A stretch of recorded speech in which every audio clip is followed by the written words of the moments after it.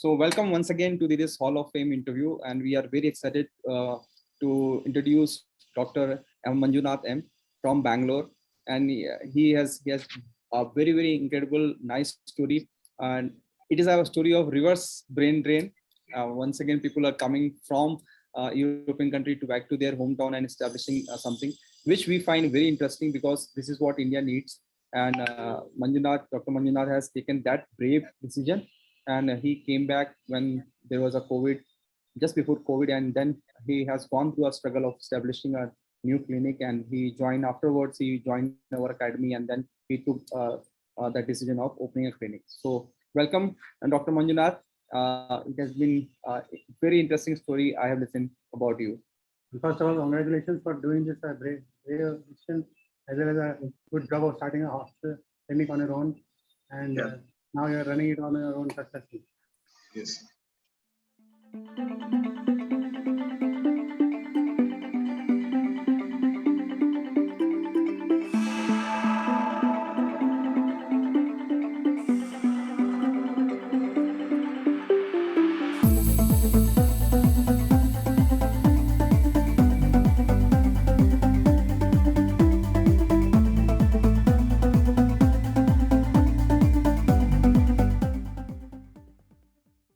Thank you. Thank you very much. Welcome, and your wife is also supporting you. That is again another a very fantastic thing, because we do not see our business as a separate entity. If you don't have a good relationship, then your whole success is not that good, or you don't have that sweetness in that relationship. Then even financial success is also not good. So very good that you have maintained that balance between your relationship and your professional life. So tell us more about your journey, sir. What has happened? When you are in UK, what has driven you to come back to to India, and what has happened in between? Okay. Initially, I went there because of some. After my post-graduation, I went there a bit reluctantly, actually. Okay. I went there because of some financial commitments. So this extra training and all was what we had to put in a CV. But there were some financial constraints because of which I went there. So I was one of the few reluctant persons who left India very unhappy. most of my colleagues were very happy that they were leaving India. They are leaving India. Yeah, most of the people. And I was on the other side. I was like thinking, okay, I got a free seat. I got post-graduation, everything done and provided by the government. I've not paid a pie. I mean, I paid some money, but nothing compared to what you usually pay for a medical seat and a post-graduate seat. Right. And everything has been given by the government and sponsored by them. So I felt a bit of a fraud running away to work somewhere else. So this was my take on it. But again, after 2 years, then I thought we'll do this. Then I thought we'll do that. I said I'll do my MRCS and come back. Then I thought I'll learn my total knee replacement, come back. Then I thought I'll learn a hip replacement and come back. Then I went to knee arthroscopy, then shoulder. And there was no end to what I could learn. And just when 2014, I decided to come back.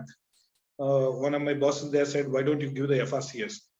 I said, "There's no one to sponsor me." He said, "I'm the head of the department, and I can write a letter to support you." And he himself volunteered to support, while some of my colleagues have resigned because the consultants did not support them for the exams. So they had to change jobs. So in my case, I'm like telling I'm going to go back home. And he says, "Why don't you do the FRCS?" Yeah, people don't want to lose good talent. And that is hard to find. A good talent is a very difficult commodity to have. Yeah, so I thought, oh, this is good. So I went ahead and did my FRCS. And that was a very good journey, because suddenly I realized that a lot of things which I thought were for granted, when I went to read back, there was a lot of eye-opening things, very subtle things which I had missed during my post-graduation or even during my practice in this thing. And I was like, I should have not done this. I should have not done that. And then I realized there's so many things more to learn when I did my FRCS. During that struggle, one thing I realized was that we were reading a lot of things which was not required. So what I did was after my FRCS was over, I mentored quite a few people to take the FRCS exam. Some of them who had just landed from India, and I took them through till the end of the exam.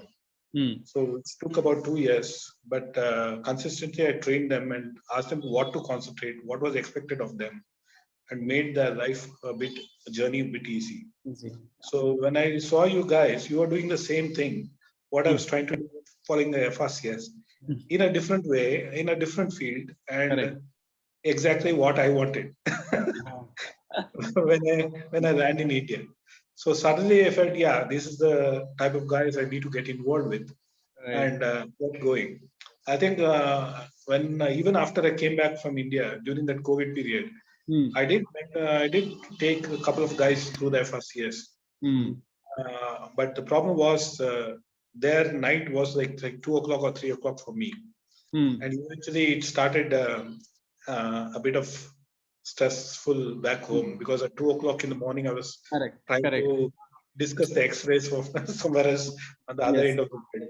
And eventually also I was thinking I should concentrate on what I'm doing in India. So I had to give that up. Then I thought I'd get into a medical college, so which I couldn't because I didn't finish my DNB before I went. I just went after my diploma in orthopedics there. So this how long this been a journey in UK? Went in 2003 December. I came back in 2019 December. Okay, so it is long 17 years long journey, and you have been thinking for last like 17-18 years to come back. Yeah, so, always I was 2 years. I saying in 2 years time I'll finish this and go back. Yeah, every 2 years you were making an excuse and again to come and then back. It happens. And so what is the factor that drove you to come back to India when I think everything will be settled in UK as we can understand from the government point of view, health, everything will be settled. So why come to India? What is that factor? First thing is I was a bit reluctant to go there in the first place. So that could be one of the other things. And what my friend motivated said that if you don't go back and try, then you'll regret staying here forever. Correct. So that's more than that. The one thing I realized is every 2 years or 1 year I come back to see my parents. I can see they're much slower, much more dependent, and much more less than what they are before. Yes. And most of my colleagues I've seen them, they usually come back about in the last moment. Yes. Usually the patient is in the parents are in the ICU or something. Correct. They are like waiting here, or sometimes they're just artificially kept for them to come here. Yeah. And then they pass away, and then they say bye to them. I don't know in what way you can say bye to them after they're gone. And then after 14 days, they're back. Correct. This happened to quite a few colleagues about 3 years ago. All my colleagues, their parents were passing away. And then I got a bit paranoid every time I get a phone call by mistake from India. If anyone rings up by mistake, say they call you by mistake, I'm thinking, oh, so there's something happening there. Something has gone wrong. So then I thought this is not a good place to be. So I have my mom here, and she's the only person here, and she's alone. I mean, so my uncle is good. He's looking after her. Still, I thought I should be with her during the last days. Correct.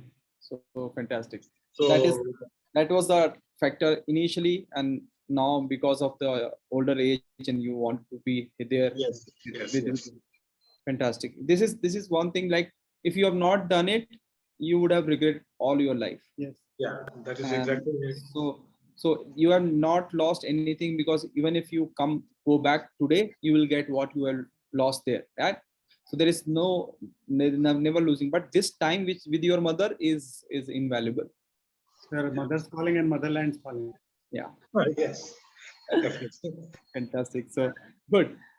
So having said that, when you came back, there will be a lot of hurdles and a lot of mindset issues also. People will be giving you a lot of suggestions, and that things are not working here, and it is so hard for India to work out, and all the stuff. So what was your journey? How did you start, and where do you faltered, and then how did the things How was happen? the first few months and then now? Yeah. The first few months, everywhere I went, I got a negative thing. So they always kept on telling the traffic is there, you'll have to be, you can't take a holiday, and all those things. And then I met a few people in those 2 or 3 months when I was free. And then I realized there were some people not working over the weekends at all. They were working only 5 days a week. Right. And Saturdays and Sundays, they were not working. Not working, yeah.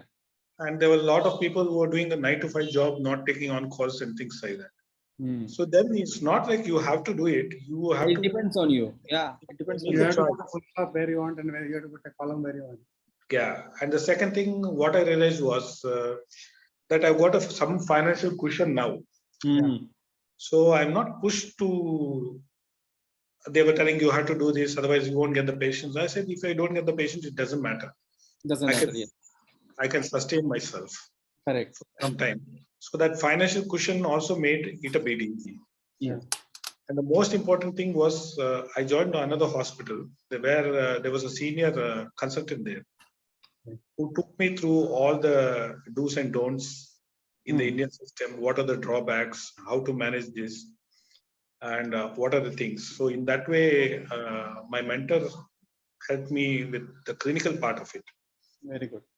But the business part of it is what I was struggling. So I was trying to gather from each other a few tips. My father-in-law isn't. He helped me with all the negotiations with the rental and all those. And dealing with this building business. Vendors and all that. Yeah. And then I got a lot of friends in the medical field who gave me suggestions on how to start, what to do, how to speak, and all those things. Lots of them put a lot of stress on the marketing, which I thought we should go ahead. But before marketing, I thought I should have a set of properly. Yeah. Look into the marketing bit as a second option, not do the marketing while you are not set up or done. Yes.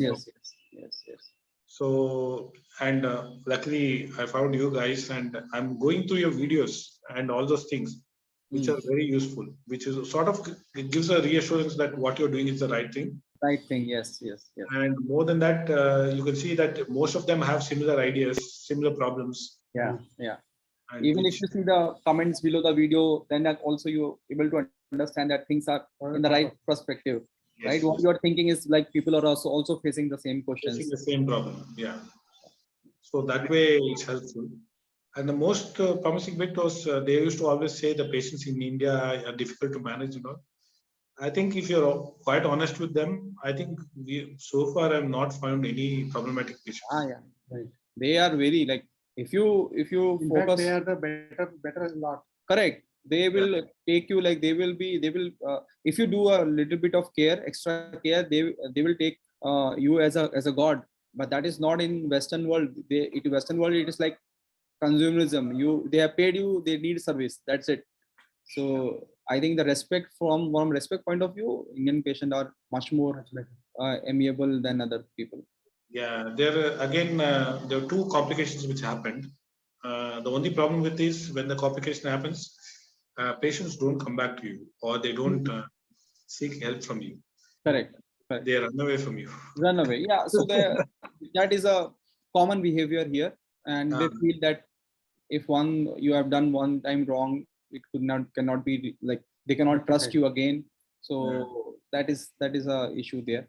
But you were while discussing your story, you were focusing to get an X number of patients, and then you surpasses that thing. So how that has happened, and you're learning from the academy and putting the digital front, how that has happened, because that is a very good input for all the listeners who are thinking that market has saturated. See, this is a common perception, right? Everywhere you will also have got this feedback, market has saturated, but right now you have exceeded your own benchmark. So how that has happened? See, initially when the patients come, I was very clear on what to them. I was always open, and I always took them to all the steps. What I realized in India is that most of the patients, some of them have already had all the investigations. Test was already done. Yes. Yeah. So when I started seeing the patients, I realized that the patients, if I tell some diagnosis, they would try to disprove me as much as possible. Yeah. And they're saying, no, can it be that one? And can it be? And they used to always push me to one diagnosis. And I was like thinking, why is these guys doing like this? I'm trying to help him, behaving like as if he's going to do a viva for me. Questioning. Okay. And I used to sometimes ask him, are you medically qualified? Are you related to medical profession? I said, no. But this guy knows everything about that condition. And I was like thinking, did you Google? No, you would say no. You take any medication, you say no. Everything you say no. Then I changed my method of questioning. If he says he's got a back pain or he's got a neck pain or whatever, the first thing I used to ask how long it's going on for. And he used to say it's going on for 3 months, 3 years or 2 years or 1 year. And then if you ask him, have you seen anyone? He used to refute and say he's not seen anyone. Then I was like, why is this guy behaving like this? So I changed my question management. I told him, what have you done so far about it? Correct. How do you help yourself? Well, what have you helped yourself? And if he says he has done nothing, I think it is real stupidity that for 2 years you had neck pain and you haven't done anything about it. Then he will say that I have gone to that doctor XYZ. Then he say what all he has done. So now my standard practice is all patients who come, we say, if they say they have done something, they say, what have you done so far about it? And if he says he has done some scans or anything like that, it's saying, then get all the scans and come back and see me. Up to 5 days, my consultation is free. You can walk in anytime. But I want all the things which have been done because I don't want to repeat the same thing and waste your time. And I'll be wasting my time also. Yeah. You changed a few words in the communication skill and it has worked for you. Yeah, that has made a massive difference. Now I can see all the patients. I don't see them. If they say I've done all the blood tests, I say bring it. Is there it at home? I say I'll wait for you. For both of you. So suddenly what has happened is that when I go to the blood test and say it's already done, we don't need to repeat, then they're sort of comfortable. Yes. Correct. This is good. This is a good doctor. They're saying I've done it in a different lab. I'm saying, so what? It's okay. Yeah, you bring it. So see, this is what the thing that all listeners who are listening, we also emphasize on the patient communication. Now, there are two ways of doing it. Like if Dr. Manjunath having in the first scenario might be felt very, very frustrated then, and the outcome could be he could have gone back. Okay, this is not working out. Indian people are they are so pathetic. They are asking the wrong questions. They are all other things negative, and then you can go back, right? But if you want to be here and competing with other people, and you think a way out, there is always a way out, and you found that way out by just changing a little bit of communication, understanding the perception of the people, understanding the communication behavior, culture, and all those things, and then you made a little bit of change, and now people are happy, and you are also happy because you can now diagnose them according to your understanding. Yes. So very big learning. Very important point is like people are very much scared that there is a corporate onslaught and how will you survive? Right.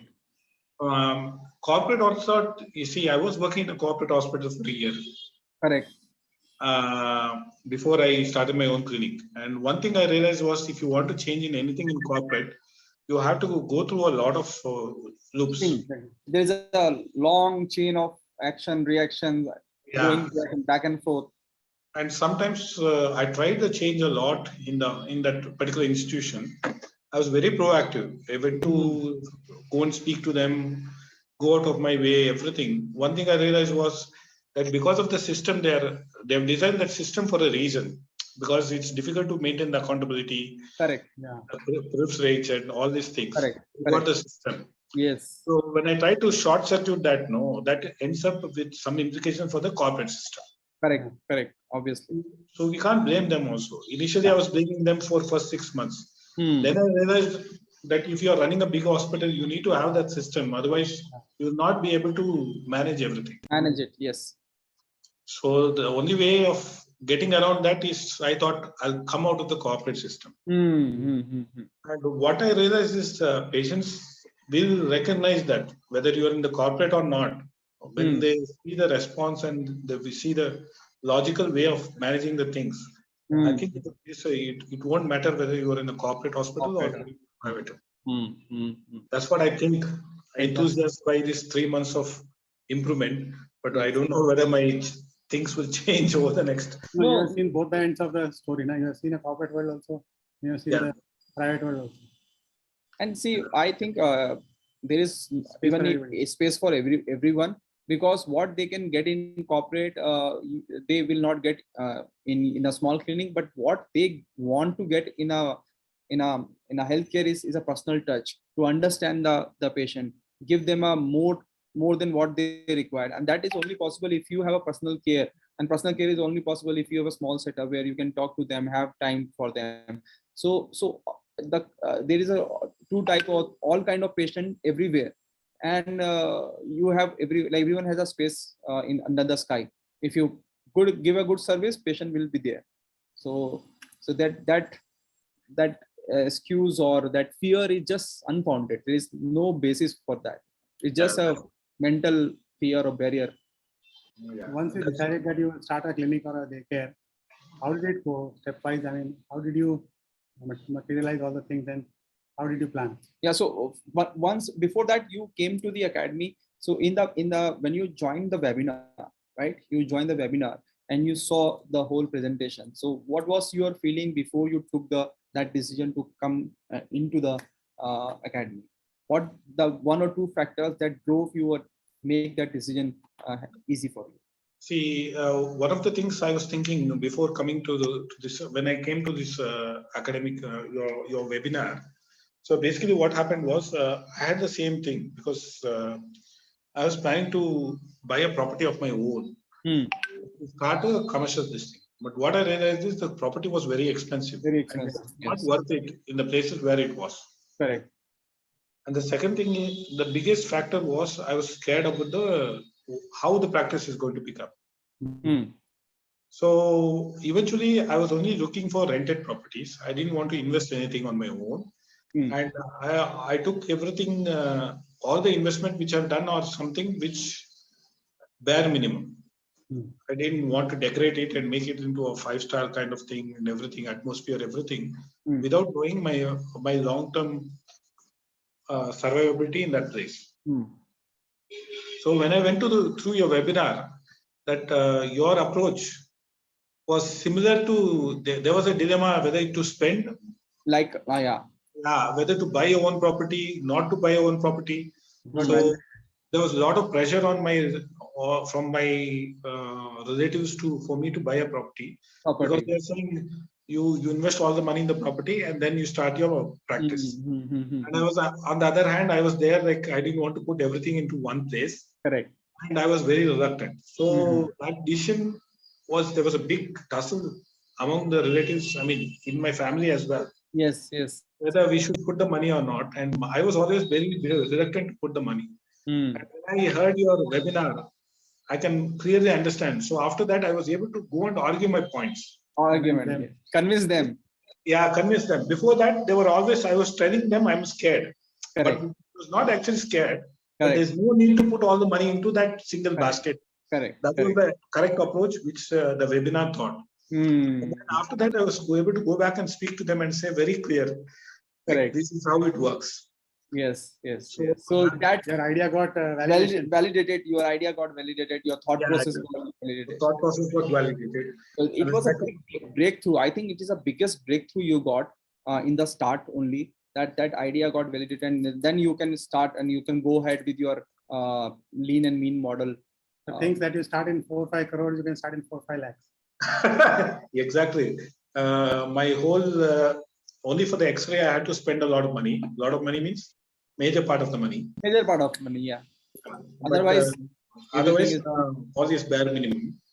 Fantastic. And awesome. even if I shut shop, I will not lose anything, kind of thing. Anything. Absolutely. So that's the way forward, and that is how things are moving in this ecosystem also. So all the listeners here, after this struggle, Dr. Manjunath actually opened his own small clinic, which is known as M.Ch Med Ortho in Bangalore, and now he's looking.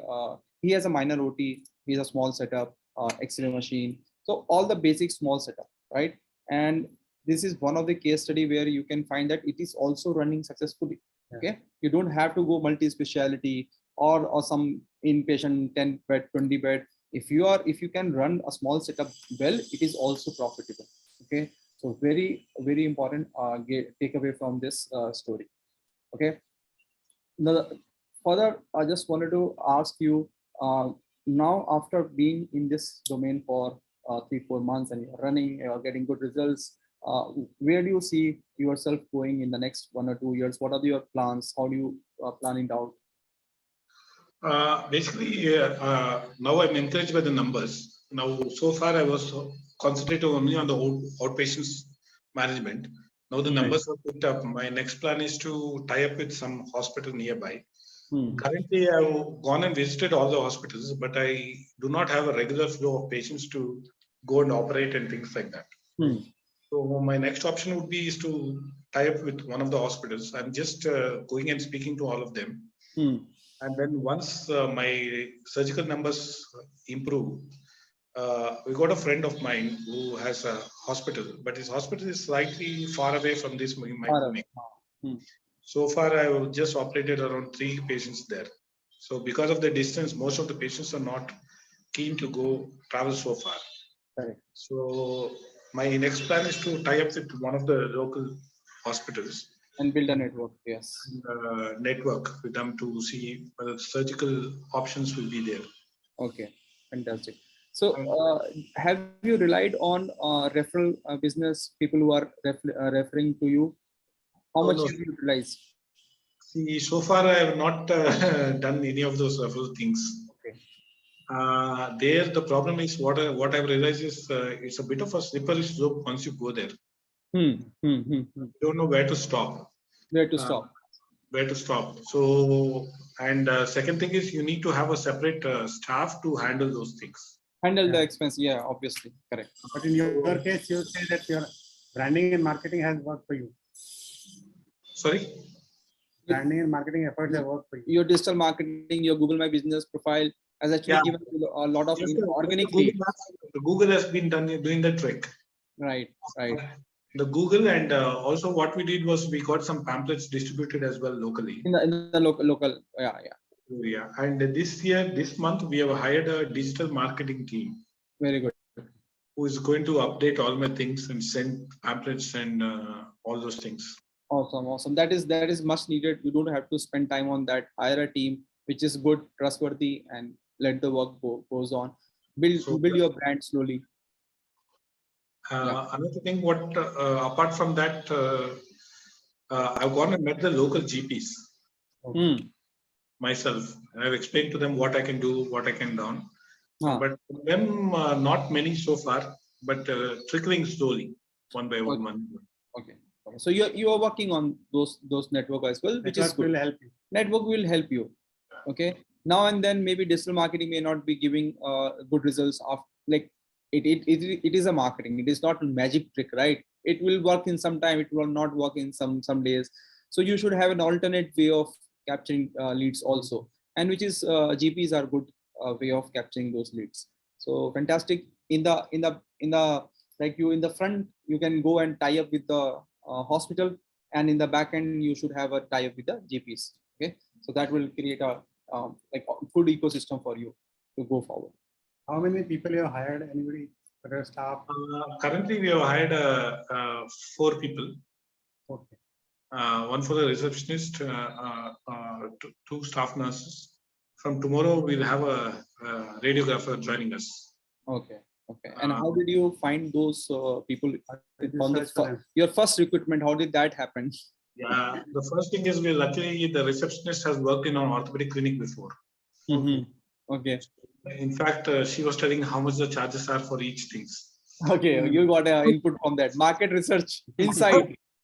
So I got to learn a lot of things from her. How much they charge, what they charge, how do they calculate the cost for each of them? Because I would worked in the NHS setup where I've never thought about the pricing, costing. Yes, I never thought about the pricing at all.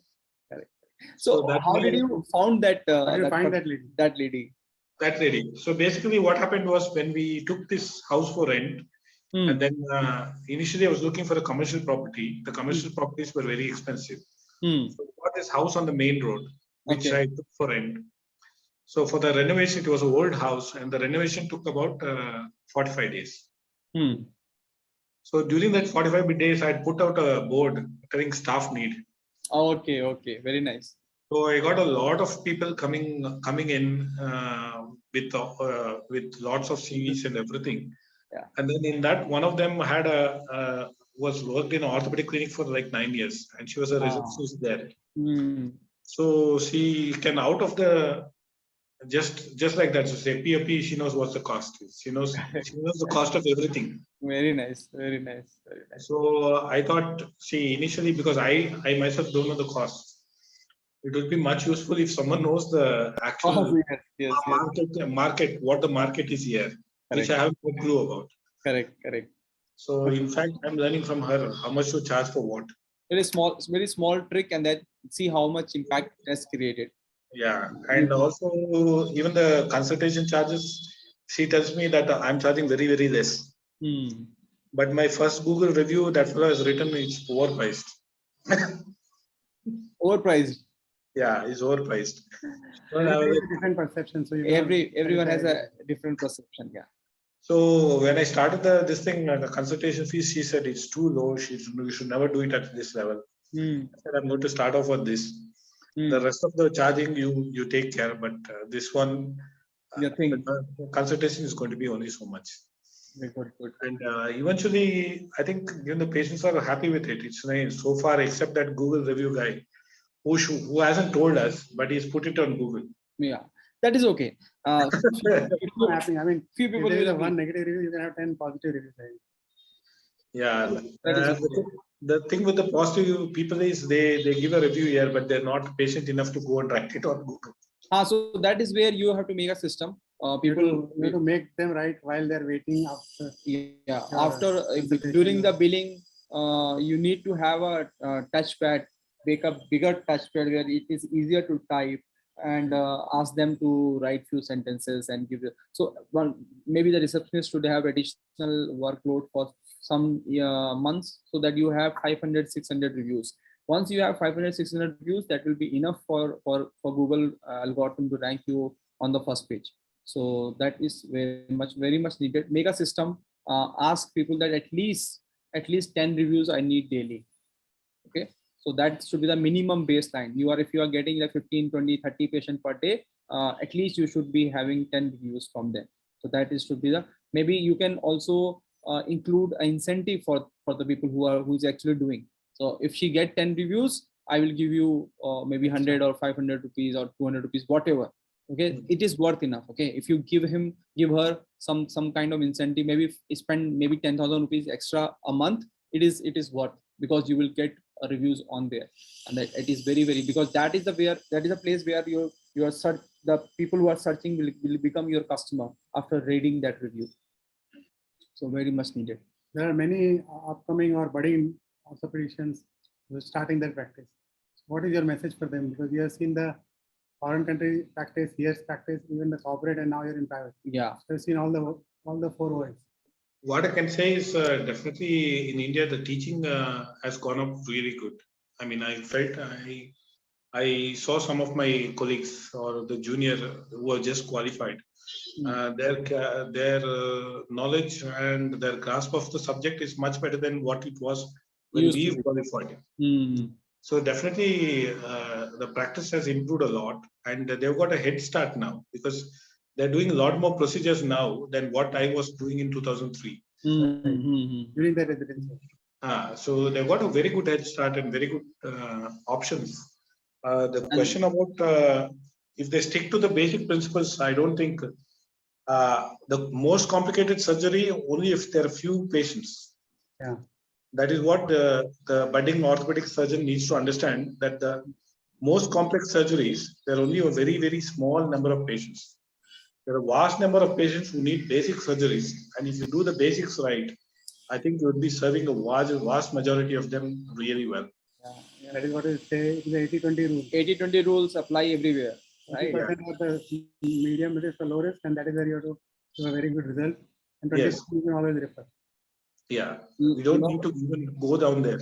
Correct. Lot of people, youngsters say that when to start. How is I'm prepared to go to the market. When to plunge in the market. When to plunge. So what we have advised them, and that is validated by your remarks also.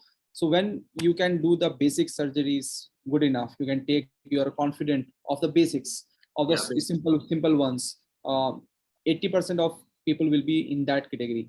So you will be doing that, and 20% or 10% will be like medium range or high risk. Then you can refer, and slowly you grasp that higher risk also, and you are good to go. It has never be possible or never be a time where you are 100% ready for everything and then you will plunge into the market. That is like having all the green lights. yeah, that is what was exactly my mindset when I was in the UK. I thought I'd learn everything and then jump in. And then I realized every time I'm learning more, there's a lot more things to be learned. Lot more to learn. Yes. There's no end to manage the things. Correct.